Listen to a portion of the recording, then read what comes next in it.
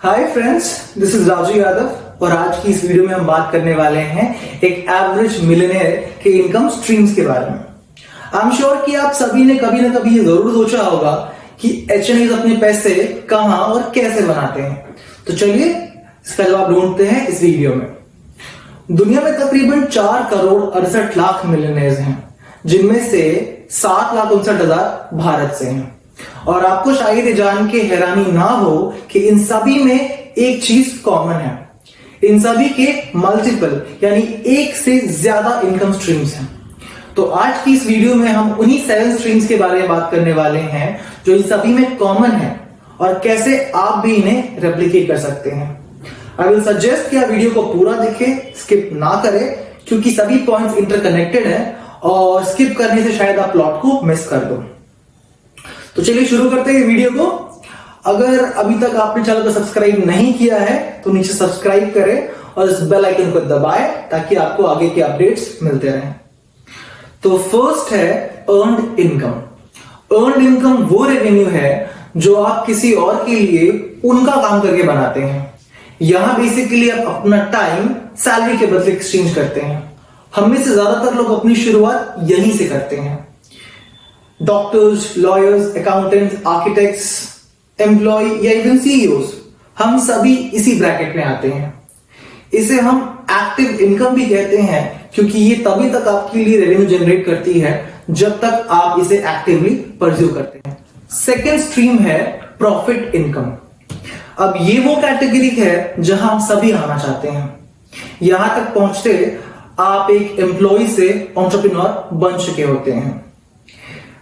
ये वो इनकम है जो आपका बिजनेस जनरेट करके देता है आपको जब आप कोई भी गुड या सर्विस उसके मैन्युफैक्चर या एक्वायर्ड कॉस्ट के ऊपर बेचते हैं। ये एक सब्सटैंशियल परसेंटेज कंट्रीब्यूट करता है एचएनआईज के ओवरऑल रेवेन्यू का। थर्ड स्ट्रीम है इंटरेस्ट इनकम। ये वो रेवेन्यू है जो आप किसी को पैसे उधार देके बनाते हैं। अब किसी से मेरा मतलब आपके फ्रेंड्स या रिलेटिव से बिल्कुल नहीं है, बल्कि गवर्नमेंट, कंपनीज और बैंक से है। गवर्नमेंट बॉन्ड्स, डिबेंचर्स और बैंक एफडीज कुछ कॉमन एग्जांपल्स हैं इंटरेस्ट इनकम के। अब गौर करने वाली बात यह है कि इसे जनरेट करने के लिए आपके पास अपना कैपिटल होना जरूरी है। You don't need money to make money वाला कॉन्सेप्ट यहां एप्लीकेबल नहीं। ये पूरी तरह से पैसिव इनकम सोर्स है और रिटर्न्स कम होने के बावजूद भी ये काफी लुक्रेटिव है, क्योंकि ये लगभग आपको नो रिस्क रिटर्न्स देते हैं और सही तरीके से कंपाउंड किए जाने पे ये आपके वेल्थ क्रिएशन की जर्नी में एक बड़ा स्ट्रीम बन सकते हैं। मैंने पर्सनली इनका बहुत एडवांटेज लिया है अपने इनिशियल ईयर्स में जब मेरा एपेटाइट फॉर रिस्क लो था। फोर्थ स्ट्रीम है डिविडेंड इनकम। अब यहां तक आते आते आपने 3 स्ट्रीम्स ऑलरेडी क्रिएट कर लिए हैं। इंटरेस्ट इनकम की तरह ये भी पैसिव इनकम है, लेकिन यहां रिटर्न्स कंपैरेटिवली हायर है और हायर रिटर्न्स का मतलब रिस्क भी हाई है। डिविडेंड्स आपको तब मिलते हैं जब आप अच्छी डिविडेंड पेइंग कंपनीज के शेयर्स अपने पोर्टफोलियो में होल्ड करते हैं। कंपनीज अपने प्रॉफिट्स का कुछ हिस्सा अपने शेयर होल्डर्स को डिविडेंड्स के रूप में बांट देती हैं। Dividend steady cash flow generate करने का काफी अच्छा तरीका है क्योंकि इसके लिए आपको अपने शेयर्स बेचने नहीं पड़ते। री इन्वेस्टमेंट ऑफ डिविडेंड्स एक पॉपुलर स्ट्रैटेजी है हम फुल टाइम इन्वेस्टर्स की कम्युनिटी में, और मैंने ऐसे कई इन्वेस्टर्स देखे हैं जो ये करते हैं अपना इनिशियल कॉस्ट ऑफ एक्विजिशन कम करने के लिए। अब यहां एक स्टैंडर्ड डिस्क्लेमर देना तो बनता है, ये कोई इन्वेस्टमेंट एडवाइस नहीं है। किसी भी इन्वेस्टमेंट से पहले अपने फाइनेंशियल एडवाइजर से जरूर कंसल्ट करें। फिफ्थ स्ट्रीम है कैपिटल गेन्स।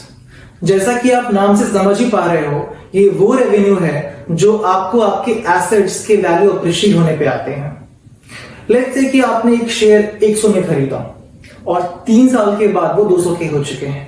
अगर आप उन शेयर्स को 200 में बेचते हैं तो वो 100 आपकी कैपिटल गेन्स हुए।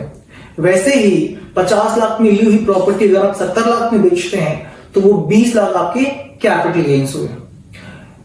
आमतौर पे capital gains long term investments पे आते हैं और उनके कई टैक्स बेनिफिट्स भी हैं। मेरी अगली वीडियो इसी सब्जेक्ट पे होने वाली है, टैक्स सेविंग टेक्निक्स और इंस्ट्रूमेंट्स। तो वहां हम इन्हें और भी डिटेल में डिस्कस करेंगे। 6th स्ट्रीम है रॉयल्टी इनकम। अब ये बड़ी इंटरेस्टिंग कैटेगरी है। जब कोई आपका क्रिएटेड कंटेंट इस्तेमाल करता है तो उसका एक छोटा सा हिस्सा उसके क्रिएटर यानी आपको मिलता है।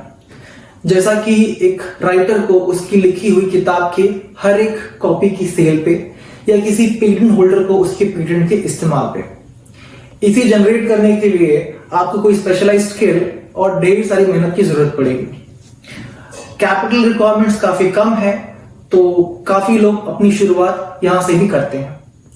7th और सबसे बड़ी इनकम स्ट्रीम है रेंटल इनकम। अब ये मेरी पर्सनल फेवरेट स्ट्रीम भी है। फेवरेट क्यों है वो मैं आपको वीडियो के एंड में बताऊंगा। ये वो रेवेन्यू है जो आप अपने एसेट्स रेंट करके बनाते हैं। Lands, buildings, apartments, office spaces, boats, कुछ कॉमन एग्जांपल्स हैं रेंटल सोर्सेस के। बेसिकली ऐसा कोई भी एसेट जिसका इस्तेमाल करने के लिए आपको सामने से पैसे मिले। इन्हें जनरेट करने के लिए आपको बड़े इन्वेस्टमेंट्स करने पड़ते हैं, तो ये तब तक पॉसिबल नहीं जब तक आपने एक बड़ा कॉर्पस ना बना लिया हो, और इसीलिए इस स्ट्रीम को हमने एंड पे रखा है। अब आते हैं कि ये मेरी पर्सनल फेवरेट स्ट्रीम क्यों है। तो जब भी मैं किसी रेजिडेंशियल या कमर्शियल प्रॉपर्टी में इन्वेस्ट करता हूं तब रेंट के साथ साथ पहला मुझे मिलता है कैपिटल अप्रिसिएशन, मतलब एनुअली मेरे प्रॉपर्टी की वैल्यू इंक्रीज होती है। दूसरा ग्रोथ इन रेंटल इनकम, हर साल एक स्मॉल परसेंटेज से मेरी रेंटल इनकम भी ग्रो करती है। तीसरा leverage from banks and investors, इस कैटेगरी में इन्वेस्ट करने के लिए बैंक्स और इन्वेस्टर्स हमेशा तैयार बैठे रहते हैं। And finally the fourth one depreciation. Depreciation is a non cash expense जो आपके ओवरऑल टैक्स बर्डन को कम कर देता है। So a penny saved is a penny earned. मेरी कंपनी के पोर्टफोलियो का एक बड़ा हिस्सा इन्हीं लैंड्स और बिल्डिंग से बना है। लोअर लिक्विडिटी के अलावा मुझे यहां और कोई परेशानी नहीं दिखती। तो यहां हमने डिस्कस किए ये सभी 7 इनकम स्ट्रीम्स जो थोड़े फाइनेंशियल लिटरेसी और एक कंक्रीट प्लान से कंप्लीटली अचीवेबल है, और आप भी इन्हें अचीव कर सकते हैं। उम्मीद करता हूं कि आपको ये वीडियो पसंद आया। अपनी फीडबैक्स आप नीचे कमेंट सेक्शन में दें और वीडियो लाइक करना ना भूलिए। मिलता हूं आपसे अगले वीडियो में।